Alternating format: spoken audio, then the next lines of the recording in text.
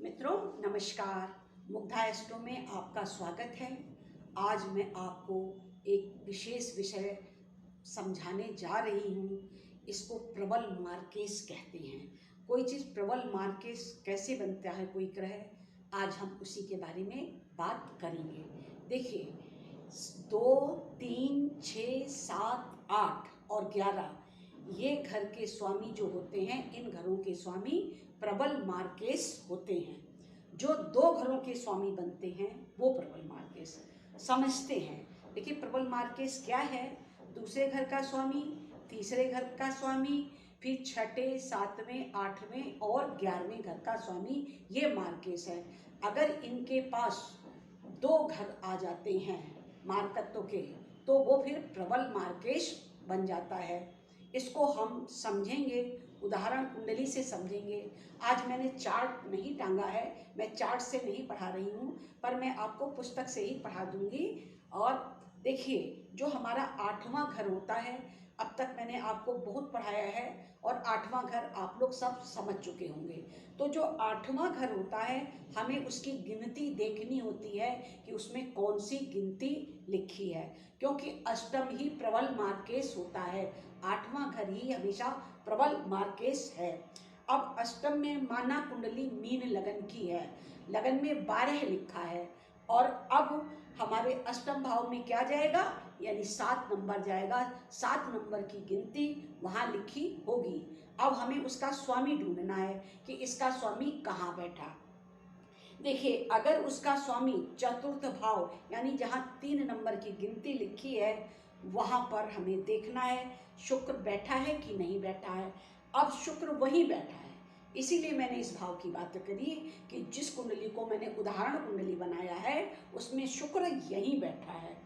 अब हमें क्या करना है कि यहाँ से 5वां और 9वां घर गिनना है।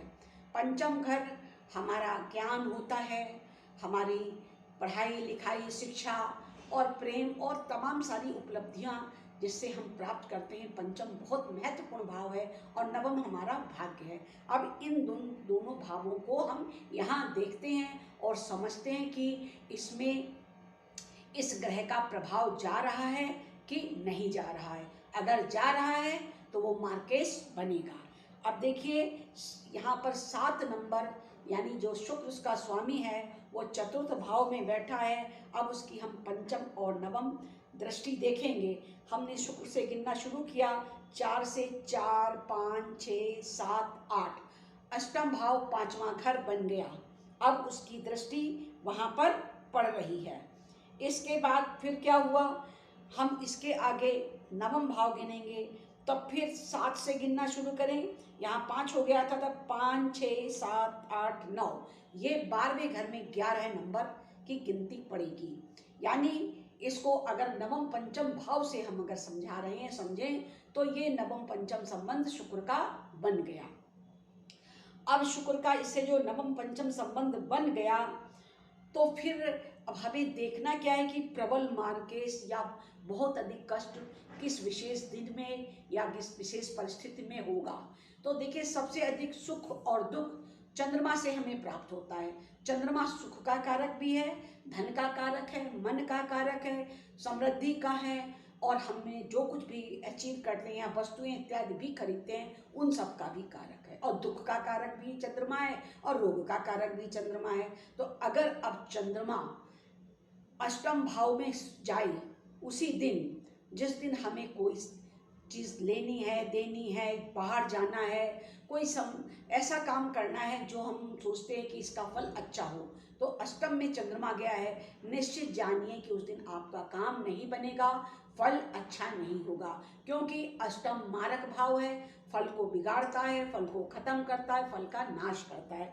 उसी प्रकार से अष्टम के स्वामी से, जैसा कि अभी बताया, कि अगर जहाँ पर बैठा है वहाँ से 5वें भाव और 9वें भाव चंद्रमा है, यानी कि इस उदाहरण कुंडली में चंद्रमा अगर अष्टम में जाएगा और या 12वें घर में जाएगा जहाँ पर 11 नंबर लिखा है, तो उस व्यक्ति का काम उस दिन नहीं बनेगा, क्योंकि चंद्रमा से उसका संबंध अच्छा नहीं बन रहा है। और फिर वो जो भी प्रयास उस दिन करेगा उसका फल उसे अच्छा प्राप्त नहीं होगा। वो दिन आपके लिए अशुभ है, मतलब जिस व्यक्ति की ये कुंडली है या जिसको भी अपनी कुंडली का ये फल देखना, उसके लिए वो ये दिन अशुभ होगा। ये पंचांग से हम स्पष्ट जान सकते हैं कि उस दिन हमें कोई काम करना है तो हमारा चंद्रमा कहाँ जा रहा है। अगर चंद्रमा अष्टम भाव में जा रहा है और अष्टम के स्वामी से पंचम या नवम जा रहा है तो फिर हमें फल अच्छा नहीं मिलेगा, तो हमारे फल बिगड़ेंगे, काम नहीं बनेंगे। या व्यक्ति कोई बीमार है, मुश्किलों में है, इलाज के लिए उसे हॉस्पिटल वगैरह ले जा रहे हैं, तब भी उसे मुश्किलें आएंगी। तो अगर हम इन बातों को समझते हैं, हमारे साथ कुछ मुश्किलें चली आ रही हैं, मार्केस की दशा चल रही है और हमको पता करना है कि हमारी जो स्वास्थ्य है उसका लाभ कैसा होगा, समस्याएं कितने दिनों में सुलझेंगी, तो हमें ये देख लेना है कि जिस दिन अष्टम में चंद्रमा जाए, 12वें घर में चंद्रमा जाए, या जहाँ पर वो गिनती लिखी है जो उसका मालिक बना, वहाँ पर अगर चंद्रमा जाए, यानी चतुर्थ में भी चंद्रमा जाए, तो फिर उस दिन काम नहीं बनेगा, क्योंकि वही मार्केश है और मारक भाव मारक ही होता है और मारक का जो ग्रह होता है वो भी मारक ही है। तो इसलिए हमको उस दिन सावधान रहना है, ऐसा कोई काम नहीं करना कि जो हमारे काम बनते बनते बिगड़ जाएं, स्वास्थ्य लाभ की उम्मीद से हम हॉस्पिटल जाएं और हम बदले में कुछ और अलग दुख लेकर के आएं। तो अगर हम स्वास्थ्य लाभ के लिए या किसी काम विशेष के लिए प्रयोग कर रहे हैं तो हमें उस दिन के पंचांग से चंद्रमा अवश्य देख लेना चाहिए और उस दिन को जहाँ तक बन सके टाल देना चाहिए, अपने काम को आगे ले जाना चाहिए, अगले दिन के लिए कर ले तो फिर आपके काम बनेंगे।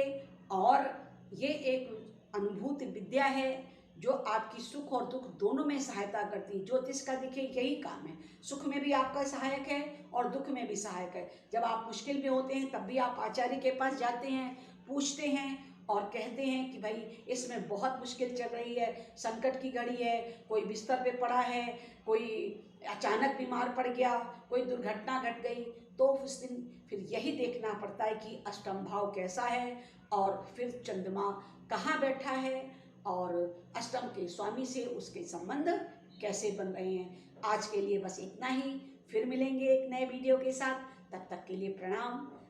मैं आपसे विनती करती हूँ कि आप लोग हमारे चैनल को बड़े प्रेम से देखते